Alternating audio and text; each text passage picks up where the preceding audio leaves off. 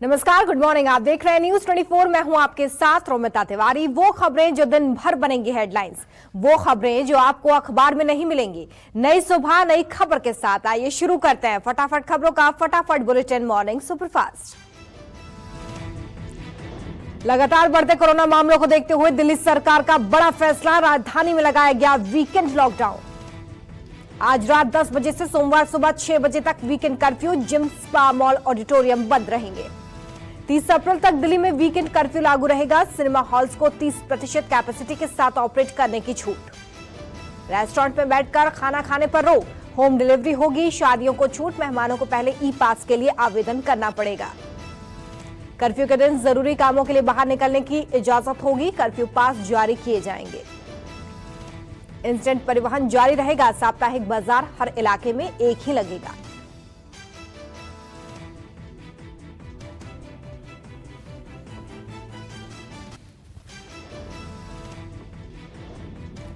देश में कोरोना की दहशत बरकरार, 24 घंटे में 2 लाख से ज्यादा मामले, 1038 लोगों की मौत।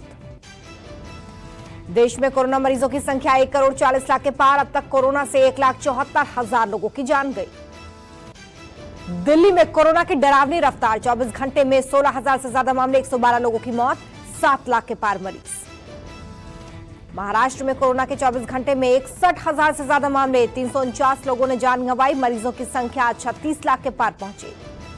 मुंबई में कोरोना के 24 घंटे में 8,000 से ज्यादा मामले, 49 की मौत, 5 लाख के पार मरीज। नागपुर में भी कोरोना का कहर, 24 घंटे में कोरोना के 5,813 नए केस, 74 की मौत, 2 लाख के पार मरीज। पुणे में भी बिगड़े हालात, एक दिन में 8,175 नए मामले, 114 लोगों की मौत, 6 लाख के पार मरीज। पंजाब में लगातार बढ़ रहे कोरोना केस, एक दिन में 4,333 नए मामले, 51 लोगों की मौत, 3 लाख के करीब मरीजों की संख्या। हरियाणा में कोरोना से हाहाकार, 24 घंटे में 5,000 से ज्यादा मामले, 18 की मौत, मरीजों की संख्या 3,35,000 के पार पहुंची। गुजरात में कोरोना का गदर जारी, 24 घंटे में कोरोना के 8,000 से ज्यादा मामले, 81 लोगों की मौत, 3 लाख के पार मरीज। राजस्थान में कोरोना आउट ऑफ कंट्रोल, 24 घंटे में 6,658 नए केस, 33 की मौत।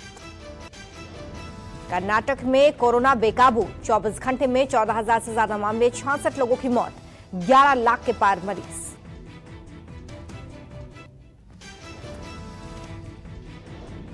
कोरोना के बढ़ते मामलों के बीच विदेश से ऑक्सीजन आयात के लिए टेंडर निकालने का स्वास्थ्य मंत्रालय ने लिया फैसला। 50,000 मेट्रिक टन ऑक्सीजन आयात होगी। 12 राज्यों के लिए 6,553 मेट्रिक टन ऑक्सीजन की जरूरत। राजस्थान में वीकेंड लॉकडाउन का ऐलान, सीएम आवास पर अहम बैठक में फैसला। आज शाम 6 बजे से सोमवार सुबह तक वीकेंड लॉकडाउन लागू रहेगा। सिर्फ दूध, मेडिकल स्टोर जैसी जरूरी सेवाओं को छूट। हरिद्वार में कुंभ क्षेत्र में कोरोना की रफ्तार बढ़ी, 613 नए कोरोना पॉजिटिव आए सामने। निर्माणी अणी अखाड़ा के महामंडलेश्वर की कोरोना से मौत। निरंजनी अखाड़ा और तपोनिधि आनंद अखाड़ा दोनों ने संयुक्त रूप से कैंप हटाने का फैसला लिया है।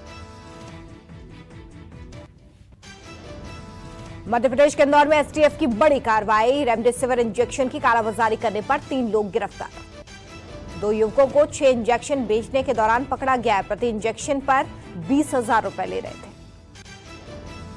इंदौर क्राइम ब्रांच ने नकली रेमडेसिविर इंजेक्शन के साथ युवक को किया गिरफ्तार। हिमाचल में किसी कंपनी से लाए गए थे 400 इंजेक्शन। यूपी के कानपुर में भी एसटीएफ ने 3 लोगों को गिरफ्तार किया। रेमडेसिविर इंजेक्शन की कर रहे थे ब्लैक मार्केटिंग। करीब 265 इंजेक्शन बरामद किए गए हैं। यह भी साफ नहीं हो पाया है कि इंजेक्शन असली है या नकली। पश्चिम बंगाल में 5वें चरण के चुनाव के लिए मतदान कल, 45 सीटों पर डाले जाएंगे वोट। 48 घंटे की बजाय 72 घंटे पहले ही खत्म कर दिया गया चुनावी प्रचार। कूच बिहार हिंसा के बाद चुनाव आयोग ने लिया था फैसला। 5वें चरण में 6 जिले, उत्तर 24 परगना, नादिया, पूर्व वर्धमान, जलपाईगुड़ी, कालीपोंग और दार्जिलिंग में होगा मतदान। इस चरण में कुल 319 प्रत्याशी मैदान में। कूच बिहार हिंसा के बाद सुरक्षा के पुख्ता इंतजाम। केंद्र सुरक्षा बल के 1,07,000 जवानों की तैनाती होगी। इसके अलावा राज्य पुलिस के 21,000 कर्मी मुस्तैद रहेंगे। सीएपीएफ की 860 कंपनियां कल चुनावी ड्यूटी पर रहेंगी। इसमें से 821 कंपनियां मतदान केंद्रों के अंदर होंगी। 5वें चरण के मतदान से पहले ममता बनर्जी पर मामला दर्ज। कूच बिहार मामले को लेकर दर्ज हुई एफआईआर। बीजेपी अल्पसंख्यक मोर्चा के जिलाध्यक्ष सिद्दीकी अली मियां ने ममता के खिलाफ एफआईआर दर्ज कराई। एफआईआर में यह आरोप लगाया गया है कि ममता के उकसाने पर ही गोलीबारी की घटना हुई, जिसमें 4 लोगों की जान गई। ममता बनर्जी के बाद अब दिलीप घोष पर इलेक्शन कमीशन का एक्शन। 24 घंटे के लिए चुनावी प्रचार पर रोक। दिलीप घोष के कूच बिहार हिंसा पर दिए विवादित बयान पर यह कार्रवाई हुई है। गुरुवार शाम 7 बजे से शुक्रवार शाम 7 बजे तक पाबंदी।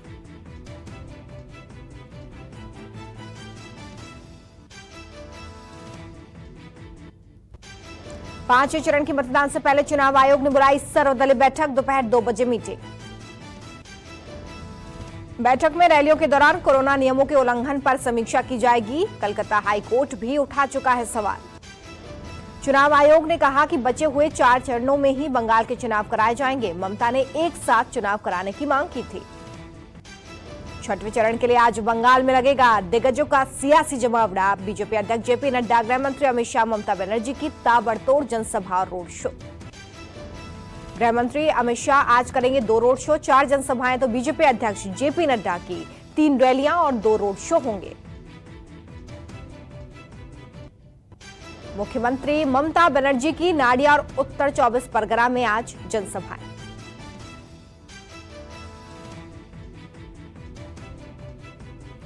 कोरोना के कारण 18 अप्रैल को होने वाली नीट पीजी की परीक्षा स्थगित। केंद्रीय स्वास्थ्य मंत्री ने ट्वीट कर दी जानकारी। परीक्षा में करीब 1 लाख से ज्यादा छात्र शामिल होने थे। इससे मेडिकल छात्रों को सरकारी कॉलेजों में दाखिला मिलता है। चारा घोटाले के 4 मामलों में आरजेडी सुप्रीमो लालू प्रसाद यादव की जमानत याचिका पर आज झारखंड हाईकोर्ट में सुनवाई। प्रयागराज में पंचायत चुनाव के दौरान कोराब इलाके में 2 पक्षों में मारपीट। एक दूसरे पर जमकर फेंके कुर्सी और मेज। फर्जी वोट डालने को लेकर हुआ हंगामा, घंटों हुई मारपीट, वीडियो वायरल। यूपी के हाथरस में वोटिंग के दौरान पोलिंग बूथ पर जमकर लड़ाई। ग्रामीणों ने थाने में की तोड़फोड़। ग्रामीणों ने थाने में घुसकर काफी उत्पात मचाया। पत्रकार और पुलिस के साथ हाथापाई और मारपीट हुई। गुस्साए ग्रामीणों ने सिपाही को बुरी तरह से पीटा है। थाने में ताला लगा दिया।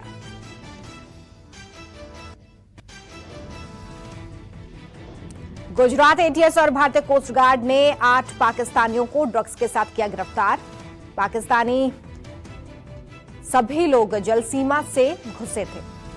ड्रग्स की कीमत करीब 150 करोड़ रुपए। डिलीवरी लेने वाले शख्स की एटीएस को थी जानकारी।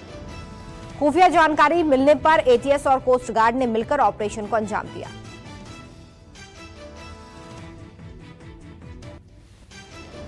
बिग बॉस 14 विनर रुबीना का फोन नंबर किया गया लीक। पति अभिनव शुक्ला ने लिया एक्शन।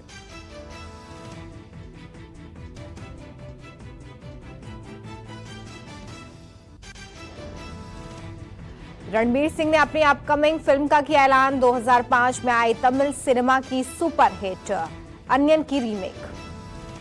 हार्दिक पांड्या ने इंस्टाग्राम पर शेयर किया बेटे का वीडियो। नताशा अनुष्का शर्मा का रिएक्शन। जानी मानी अभिनेत्री और होस्ट तबस्सुम कोरोना से ठीक होकर घर लौटी। बीते हफ्ते हुई थी संक्रमित।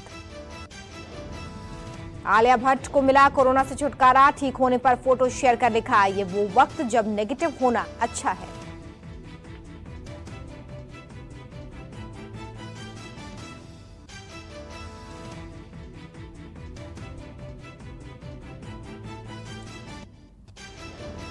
फिल्म और टेलीविजन एक्टर राजेश खट्टर को हुआ कोरोना। गाजियाबाद के अस्पताल में एडमिट। एयरपोर्ट पर हाथों में हाथ और एक जैसे कपड़े पहने दिखे दीपिका और रणबीर।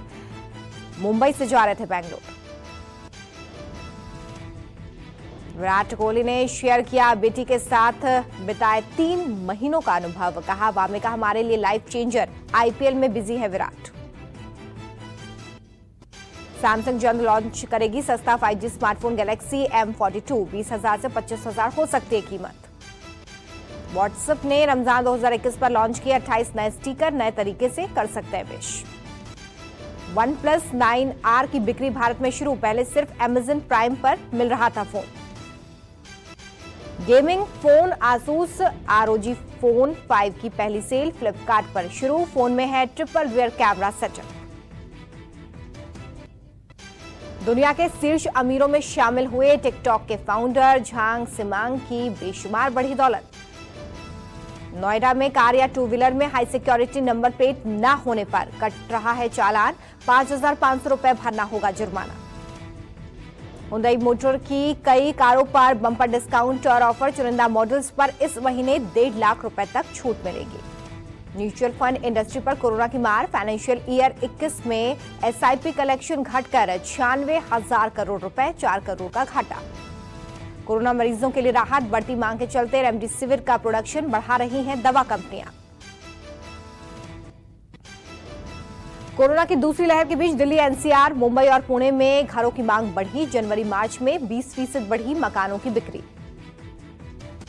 बिटकॉइन की कीमत $64,000 के पार। टेस्ला सहित कई बड़ी कंपनियों ने किया भारी भरकम निवेश। अमेरिकी विदेश मंत्री ने अफगान शांति प्रक्रिया को लेकर पाकिस्तानी सेना प्रमुख के साथ बातचीत की। क्षेत्र सुरक्षा को लेकर चर्चा की।